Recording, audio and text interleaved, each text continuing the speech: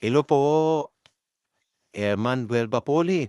Yung natatakot lumabas sa April 8, yung solar eclipse, wala po kayong dapat ikatakot.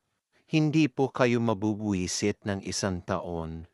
Wala pong mangyayaring ganoon. Bukod pa sa hindi natin makikita, hindi po damay ang Pilipinas dun sa solar eclipse. Ito po ay mangyayari at dadaan sa Amerika and will cross to Canada. Kahit po i-research ninyo, ni hindi po natin tumatatanaw kahit kaunti.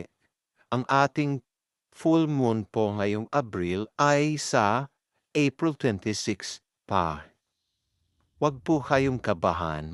Ngayon, ang ibig sabihin naman po ng magkasunod na eclipse ay parang babala.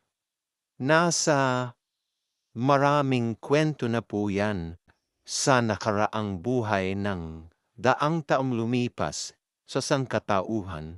Palagay ko nga nasa Biblia pa rin ang tungkol dyan. Marami kasing sakuna para sa malalaking taong nabubuhay noong unang panahon pa. Tuwing may eclipse na magkasunod, maraming namamatay. Ito po ay babala ng langit para paghandaan ang mga darating na kalamidad na maaring hindi na maiwasan dahil sa hindi po pagbabagong loob ng mga tao. Maari pong mamitigate, maiwasan na maging masyadong malala para sa ating bansa, pero hindi na po maiiwasan na mangyari ito. Ingat po palagi. God bless po.